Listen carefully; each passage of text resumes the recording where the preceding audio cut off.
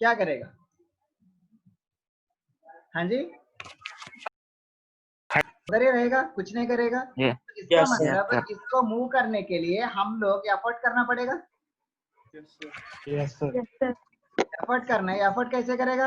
Either push करेगा, either pull करेगा। Pull करेगा। इसका मतलब आप क्या करना पड़ेगा? To change the state of your body.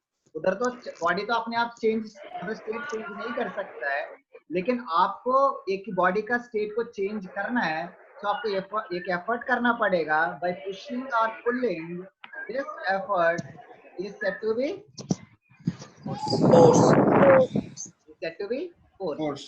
इसका मतलब the effort applied on the body to push or pull is known as force. Force का यूनिट है, that is called Newton. force का यूनिट है, that is न्यूटन। दीक्षांत आप hand raise किया, कुछ पूछना है आपसे? तो आपको कुछ पूछना है? नहीं सर, वो वैसे ऊपर रह गया था। अच्छा ठीक है, समझ आ रहा है ना? तो यूनिट हो गया आपका न्यूटन।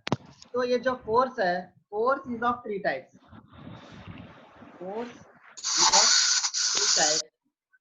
कोई बता सकता है? सरमन बताओ कौन सी टाइप्स है? सरमन पता है? सर एक स्ट्रॉन्ग फोर्सेस हो गई। Sir frictional force. हाँ जी, और? ग्रेविटेशनल। अच्छा, और? न्यूक्लियर। अच्छा, और तो नहीं पता sir. Sir contact field and imaginary force. Magnetic force. Contact force, non contact force and And imaginary force. 3 types of forces है। कॉन्टैक्ट फोर्स का मतलब नाम बता रहा है, जो कॉन्टैक्ट के अप्लाई करता है, मतलब टच करके। Friction sir. Example frictional force. Friction. और मस्कुलर फोर्स। Gravitation. हाँ जी, सर फील्ड होता है नॉन कांटेक्ट फोर्स। हाँ जी। और उसके बाद होगा मस्कुलर, फ्रिक्शन, और क्या होंगे? ग्रेविटेशन। नहीं, कॉन्टैक्ट फोर्स नॉर्मल होगा, ये आपको पता है नॉर्मल क्या होते हैं। और push pull. Tension. Air resistance, tension normal. हाँ जी, ये बाद में देखते हैं, ये दोनों इस चैप्टर में पढ़ेंगे सारे फोर्सेस के बारे में। नॉन कॉन्टैक्ट फोर्सेस को हम फील्ड फोर्सेस कहते हैं। इसमें 4 टाइप्स ऑफ फील्ड फोर्सेस होंगे। One is nuclear, magnetic, magnetic, gravitational,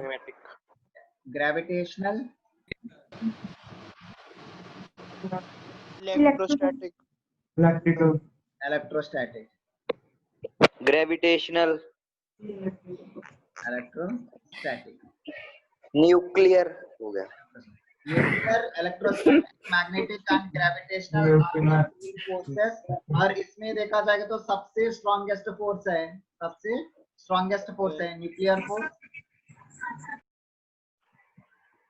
और सबसे वीकेस्ट फोर्स है, that is gravitational force. Field forces में वीकेस्ट ग्रेविटेशनल और स्ट्रॉन्गेस्ट न्यूक्लियर फोर्स।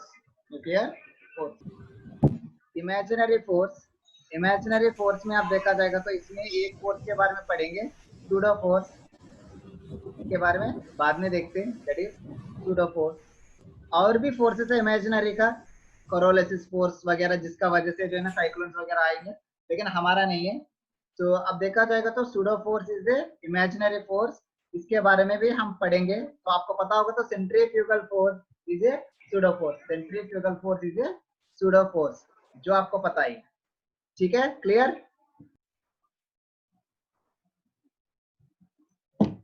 तो अब ये देखो, जैसे एक बॉडी है, एक बॉडी के ऊपर जो ना तो आपने फोर्स अप्लाई किया, हाँ जी, तो ये बॉडी मूव करेगा। इनके सब फोर्स अप्लाई नहीं किया तो ये बॉडी मूव नहीं करेगा। ठीक है ना? इसका मतलब जब तक एक बॉडी के ऊपर फोर्स अप्लाई नहीं किया तब तक वो बॉडी मूव नहीं करेगा।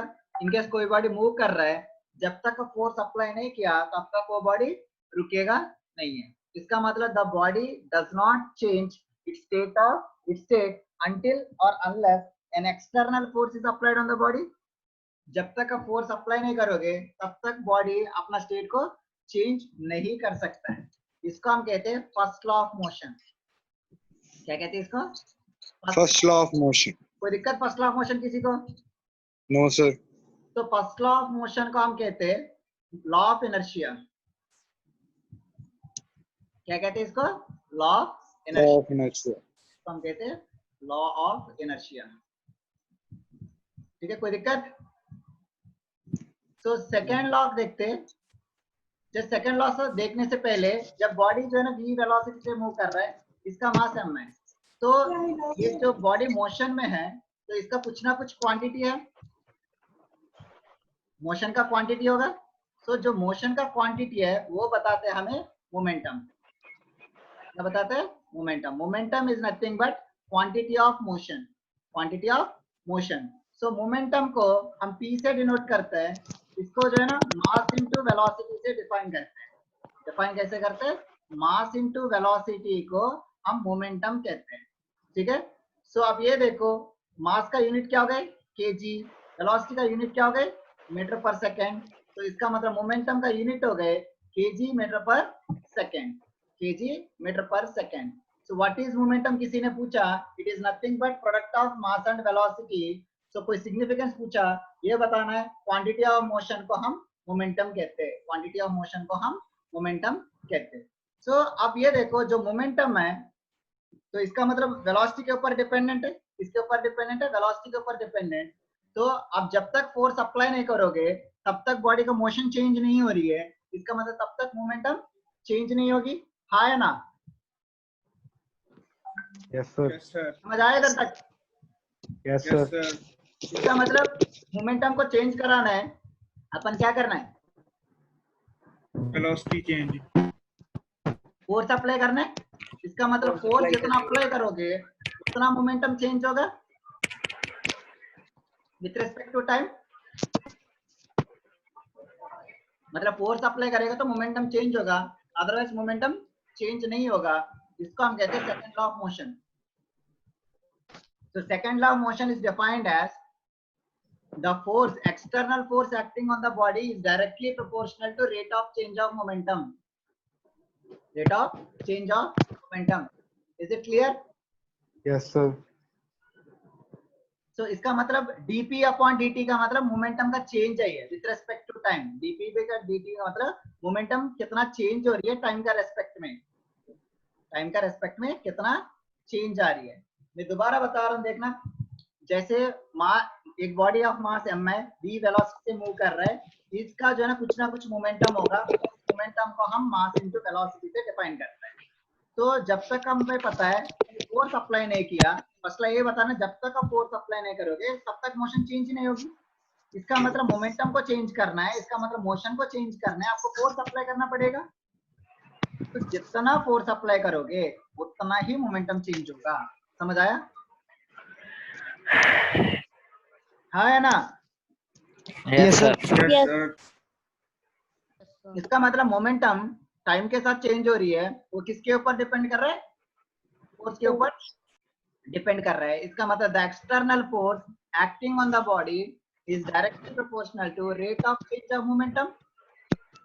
तो इधर से आप देखा जाएगा तो F इज इक्वल टू कुछ ना कुछ कांस्टेंट होगा, इधर 1 है, इधर 1 है, सो सीधा dp अपॉन dt। सो इधर सब्स्टिट्यूट करो, F is equal to dmv upon dt, dmv upon dt। इसके बारे में बाद में नहीं, अभी देख लेते हैं। तो अब ध्यान से देखो, F is equal to dmv upon dt, तो अपन क्या लिख सकते हैं? mv और vb, तो m कांस्टेंट है तो dv अपॉन dt हो जाएगा।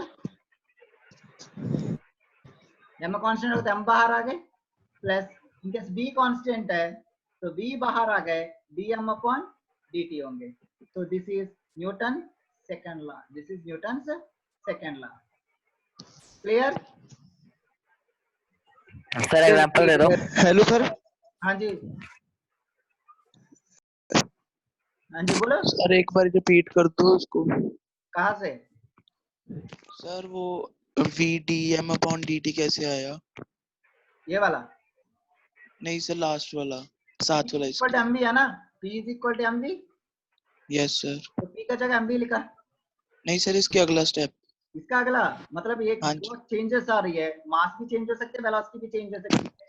इनकेस वेलोसिटी चेंज हो रही है, मास चेंज नहीं हो रही है, तो मास कांस्टेंट v के साथ देगा, और एक टाइम पे v चेंज नहीं किया, हमको चेंज करके देख रहा है। Okay sir. ठीक है ना? सर कोई एग्जांपल दे दो, इसका एग्जांपल क्या देखना है? प्रैक्टिकल दे दो कोई एग्जांपल। इसका एग्जांपल देखा तो सारे भूल जाओगे, अभी नहीं करना, बाद ठीक में है। देखते हैं।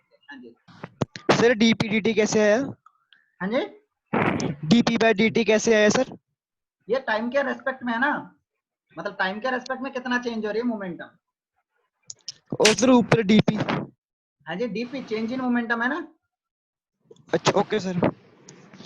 तो if mass is equal to dp by dt equal हो गया, कांस्टेंट क्यों नहीं लगाया आगे? कांस्टेंट आएगा, कांस्टेंट 1 है इधर। प्रैक्टिकली देखा था, प्रैक्टिकली कैलकुलेट किया, कांस्टेंट 1 आया। ओके। ठीक है, तो कांस्टेंट होगी तो वो कांस्टेंट प्रोपोर्शनल कांस्टेंट 1 है इस केस में। ठीक है,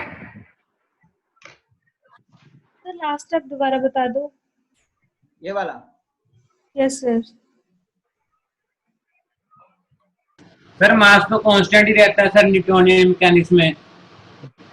रॉकेट प्रपल्शन में नो सर, क्लासिकल मैकेनिक्स में मास तो कांस्टेंट ही रहेगा, ओनली क्वांटम मैकेनिक्स में चेंज होगा, तो हम इसे हमेशा कांस्टेंट क्यों नहीं मान सकते मास को? रॉकेट प्रपल्शन की बात कर रहे हैं अपन। मान लो रॉकेट ऊपर जा रहा है, फ्यूल कंजम्पशन हो रही है, मास चेंज हो रही कि नहीं हो रही? हो रही है सर, हो रही है सर, हो रही है। हाँ जी, हाँ जी, मतलब वो मास अलग है, तुम जो बात कर रहे हो वो मैटर, तो वो मास अलग है, इधर मास चेंज होना अलग बात है, इधर फ्यूल कंजम्पशन हो रही है ना। हाँ जी सर। ये वाला केस है। ठीक है, ठीक है। तो आप ये देखना, डिफरेंशिएशन ऑफ यूवी की बात करेगा तो differentiation of UV upon dx है, तो इसको ऐसे लिखते हैं, पहले u को कांस्टेंट मान लेते हैं, dv अपॉन dx लेते हैं, उसके बाद v को कांस्टेंट ले लेते हैं, du अपॉन dx। ठीक है, दो चीज होगा तो एक को एक बार डिफरेंशिएट करते हैं, दूसरे को सेकंड टाइम डिफरेंशिएट करते हैं। सिमिलरली इधर m और u की बात करेंगे तो पहले v को किया, उसके बाद m को किया। समझ आया? Yes sir. अभी देखना, if mass of the body is constant, if mass of the body is constant, तो dm upon dt कितना? 0। dm का मतलब चेंज इन मास, dm का मतलब क्या है? चेंज इन मास। तो मास कांस्टेंट का मतलब चेंज इन मास कितना हो जाएगा? 0। यस आया ना? सर। चेंज इन मास कितना हो जाएगा? 0। 0। तो इसका मतलब F इज इक्वल टू कितना हो जाएगा? V। 0। F is equal to mdv upon dt, mdv upon dt। तो इसका मतलब F is equal to mass into acceleration, mass into acceleration. अब ध्यान से देखा जाएगा तो जब मास कांस्टेंट है तभी F is equal to ma होगा। इसमें जो ना, इस चैप्टर में 90% of the chapter mass constant लेके करते हैं, ओनली 10% पे मास चेंज करते हैं। ठीक है, clear? Yes sir. In case if mass variable है, velocity constant है, if velocity is equal to constant, तो इसका मतलब dv upon dt क्या होगा? 0। In case velocity constant होगा तो चेंज 0 हो गई, तो F is equal to vdm upon dt आएगा।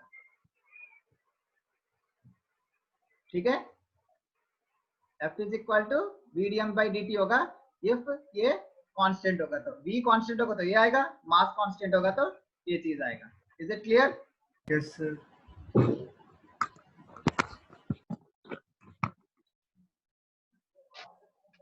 ये देखते हैं, दोबारा देखते हैं, F is equal to dp upon dt। हाँ जी, सो देयरफॉर हम क्या लिख सकते हैं? F is equal to d mv upon dt। हाँ है ना, dmv अपॉन dt, क्योंकि momentum is equal to mass into velocity, Yes, sir. Momentum is equal to mass into velocity. If constant, if mass is equal to constant हो गए तो मास बाहर आ जाएगा, Yes, sir. तो m into dv upon dt, ठीक है। Yes. तो इसका मतलब force is equal to mass into dv upon dt, मुझे पता है acceleration is equal to dv upon dt, Yes, sir. So therefore f is equal to ma आ जाएगा, f इज इक्वल क्या आ जाएगा, ma आ जाएगा। ठीक है सर। कोई दिक्कत है इधर तक? No sir. ठीक है, और उसके बाद देखते हैं इस इक्वेशन से if velocity is equal to constant, तो velocity is equal to constant लिया तो क्या हो जाएगा, v बाहर आ जाएगा, dmv अपॉन dt में से v क्या आ जाएगा, बाहर आएगा, तो that is equal f is equal to v dm upon dt। समझ आया? जब मास कांस्टेंट है ये चीज आएगा, दोनों कांस्टेंट नहीं है तो दोनों का कॉम्बिनेशन होंगे, f इज इक्वल टू दोनों होंगे, मास भी कांस्टेंट नहीं है, वेलोसिटी भी कांस्टेंट नहीं है, इसका मतलब कोई भी जीरो नहीं होगा, ये चीज आएंगे, है ना। तो क्या लिख सकते हैं, m into dv upon dt plus ये वाला v dm अपॉन dt, दोनों होंगे। Clear?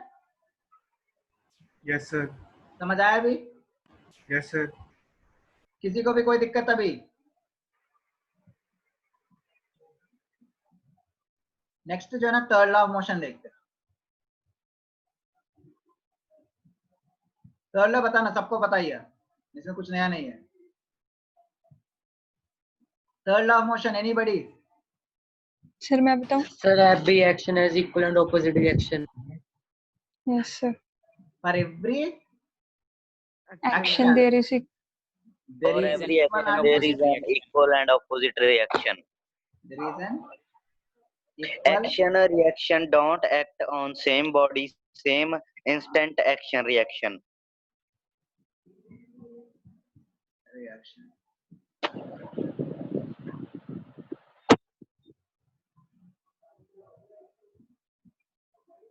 Action and opposite reaction होंगे। सो अब ये बताना है कि जैसे एक्शन रिएक्शन है, एक बॉडी में एक्ट करेंगे, दो अलग अलग बॉडी पे एक्ट करेंगे। दो अलग अलग। एक्शन एक दो बॉडी अलग पे bodies होगा पे। तो रिएक्शन दूसरा बॉडी पे होती है, दोनों एक बॉडी पे एक्ट नहीं होगा। This is very very important. Action and reaction acts on two different bodies. Action and reaction always acts on two different bodies. ठीक है? Yes, action sir. Reaction always acts on two different bodies. और दूसरी बात, same instance पे act होती है। ये नहीं कि अभी आज एक्शन होगा तो कल रिएक्शन होगा, ऐसे नहीं होती। एक्शन जिस वक्त होगी रिएक्शन भी उसी वक्त होगी। Clear? So for every action there is an equal and opposite reaction. सो अब ये देखो, मेनली फर्स्ट लॉ हमें पता है, सेकंड लॉ हमने देखा और थर्ड लॉ देखा। सो थर्ड लॉ और फर्स्ट लॉ के बारे में थोड़ा कम पढ़ते, तो इस चैप्टर में मेनली हम फोकस करते सेकंड लॉ के ऊपर। सेकंड लॉ के ऊपर फर्स्ट लॉ जो है ना, it is independence of force. मतलब ये जो है ना फोर्स के अलावा जो होती है, जो कोई भी law, that is first law, independence of force. क्योंकि फोर्स नहीं होगा तो क्या होता है ये चीज बताता है, इसलिए इसको लॉ ऑफ इनर्शिया कहा जाता है। लॉ ऑफ इनर्शिया कहा जाता है। ये क्वेश्चन करना, if an object of mass 28 kg is changing its speed from 12 meter per second to 19 meter per second in 5 seconds, find initial momentum, find acceleration and find force. So कैसे देखते हैं, solve करते हैं। So initial momentum, तो momentum का मतलब क्या है, मोमेंटम p से डिनोट करता है। तो initial momentum is equal to mass into initial velocity. तो मास कितना है 28 kg और इनिशियल वेलोसिटी कितना है 12, दैट इज इक्वल टू 336। ठीक है? kg मीटर पर सेकेंड। जिसने भी यूनिट नहीं लिखा सबका गलत है, सिर्फ 336 जिसने भेजा वो सबका गलत है। जिसने 336 kg मीटर पर सेकेंड लिखा उसका सही है। यूनिट साथ के साथ इंपॉर्टेंट है, ठीक है, याद रखना आगे से। और उसके बाद acceleration is equal to change in velocity upon time, final velocity minus initial velocity upon time. So that is equal to final velocity is equal to 19, initial velocity is equal to 12 upon time that is equal to 5 seconds, that is equal to 7 by 5, yeah, that is equal to 1.4 metre पर second square. Unit नहीं लिखा गलत है, ठीक है। Next जो है ना आप देखते हैं force, force is equal to mass into acceleration, force is equal to mass into